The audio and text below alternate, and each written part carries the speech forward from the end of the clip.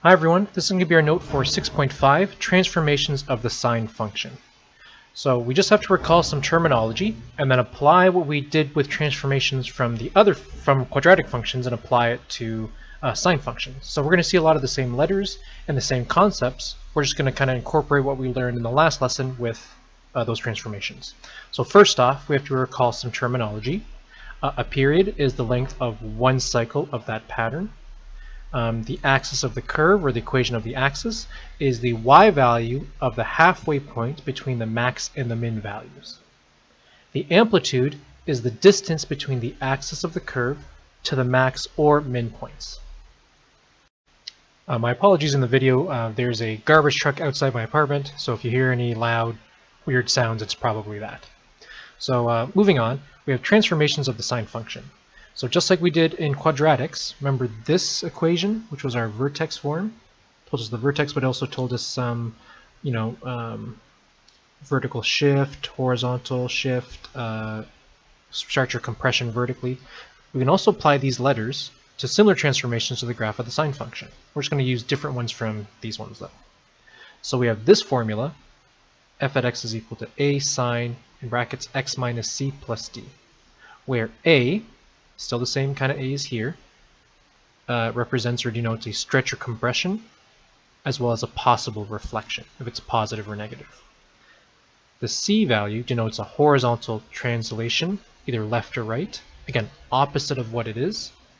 And D denotes the vertical translation, up or down, which is here. Sorry, what I mean by this is remember, if our C value is positive, and I put it into the equation of x minus positive c, it's going to appear like x minus c. So even though it appears as a negative inside the brackets, it's actually a positive c value. If we have a negative c value, and I put that in the equation, x minus c here, it's going to appear like it's x plus c inside the brackets. So whatever it is inside the brackets, it's going to be the opposite value, because that's what we did before too. Hopefully that's not too confusing. We'll see it in a little bit. But the good part is, if we remember how these work, they work the exact same for this sine function. So we're just going to practice applying that to sine functions.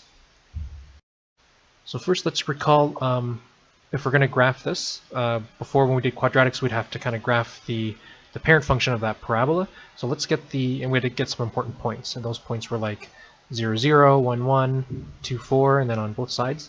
So we have some key points for the sine function, which we did in the last lesson. We always start at 0, 0. Then we sit at 90 degrees. We have 1 at 180 degrees.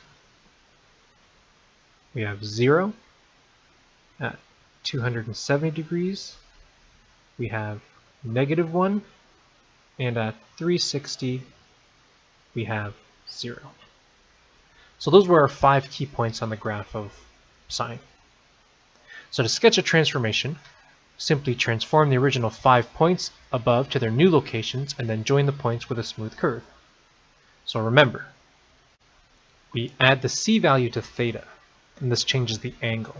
And what we mean by angle is because our x-axis is measuring degrees. So remember, these are the degrees for sine x. So a change in the c value is a horizontal shift of degrees. If c is less than 0, it's a negative value, but in the brackets it'll appear positive. If c is a negative value, we're going to shift to the left. If c is a positive number, it's greater than 0, but it looks like it's negative inside the bracket, so it looks like x minus c. C is actually a positive value then we shift to the right. So our theta can change by adding that c value. For the d value, that only affects the y value. So if d is less than 0, it's a negative number, we're going to shift downwards. If d is a positive value, we're going to shift upwards. So only the y value is affected by what the d value is. So this lesson only goes over this using the c and the d values. We're going to be doing the a values in the next lesson. So we're only going to be worrying about shifting either left or right or up and down.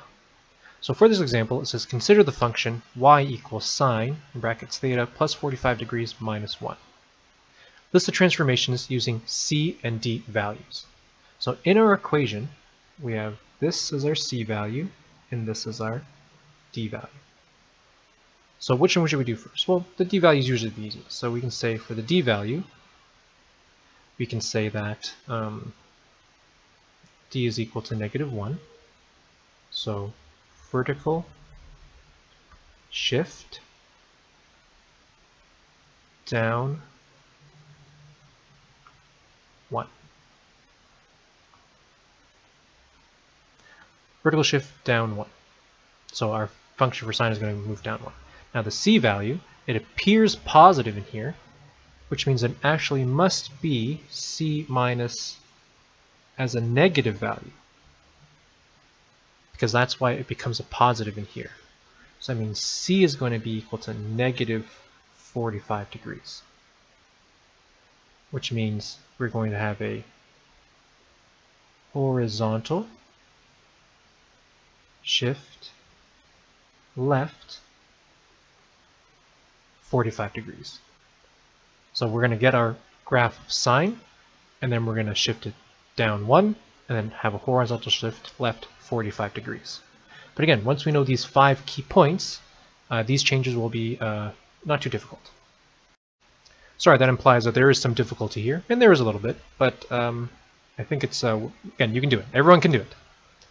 So we're going to look at our 5 key points that are here for our sine graph: 0, 0, 90, and 1, 180, 0, 270, -1, and 360, 0. So we're going to focus first on the thetas, which are like our x values, and we're going to have a horizontal shift left 45 degrees. So we're going to subtract 45 degrees from each of the angles that are here for the x values. So we're going to have 0 minus 45, which gives me -45 degrees. I have 90 minus 45, which is equal to 45 degrees. I'll do 180 minus 45, which is 135 degrees. 270 minus 45, which is 225. And 360 minus 45 is 315. So all these x values, by subtracting 45 degrees from them, I'm shifting all the values to the left 45 degrees. So we'll see that in a second, where I have all of these values, whatever my, like if we focus on the x-intercepts here, these are all going to move to the left 45 degrees. But we'll get to that when we get to our transform points. So let's do the vertical shift now. Well, we said the vertical shift is down 1 because we have a -1 here. So we're going to subtract 1 from all of the y values that are here. So our point was 0. As for, sorry, our y value for this point is 0. We're going to subtract 1, -1. Here, 1 subtract 1, 0. Here, 0 minus 1, -1. Here, -1 minus 1, I get -2. Here, I get -1.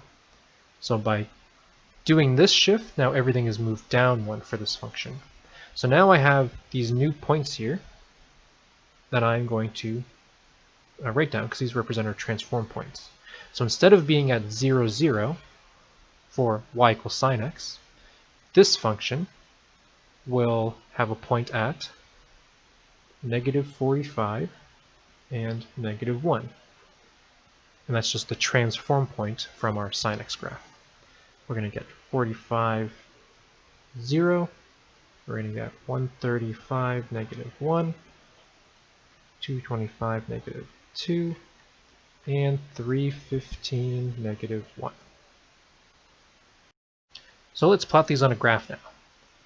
So you might not have a lot of practice with graphing things on our degrees out on the x-axis, but notice how it goes up by 30. Going up by 30, we're able to reach all of our key points. And if that means we're going up by 30 for each line, that means in between each line has to be 15. So our first point is negative 45, negative 1. So how can I show negative 45 on this graph? Well, I'm going to zoom in a little bit. Should I pause the video? No, it's fine. So negative 30 and negative 60, well remember, in between is 15. So at negative 30, in between negative 30 and negative 60 is negative 45. So at negative 45, it's at negative 1. I'll put a point there. So then I have, next point, 45, 0. So at 45 degrees, which has to be between 30 and 60, it's going to be 0. And then at 135, it is negative 1. So at 135, which is between 120 and 150, I'm going to be at negative 1. And then at 225, I'm at negative 2. 225 is going to be here, negative 2. And 315, I'm at negative 1, which is going to be here. So I'm just going to join these together now.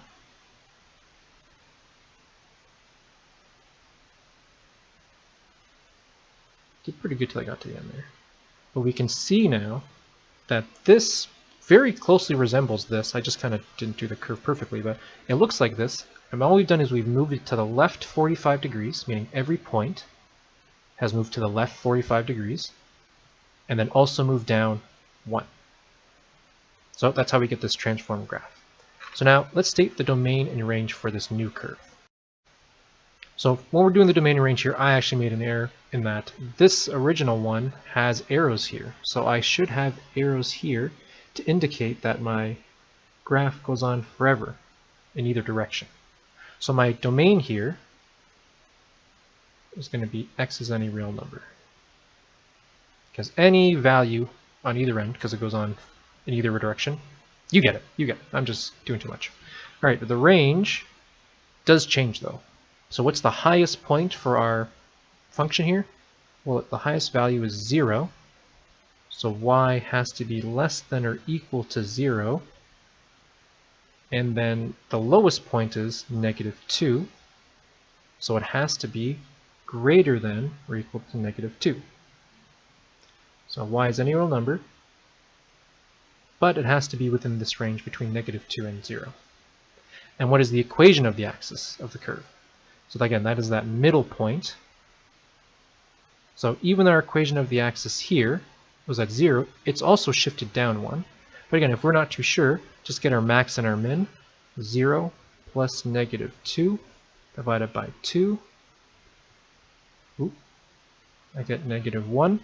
So our equation of the axis is y is equal to negative 1.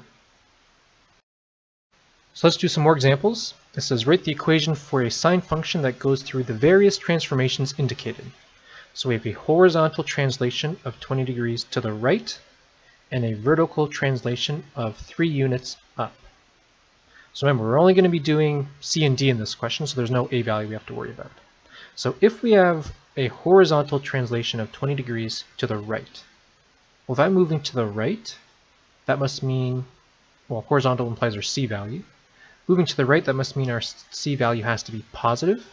So it's going to be positive 20. You don't have to put the positive there, but you know what I mean. It's going to be 20.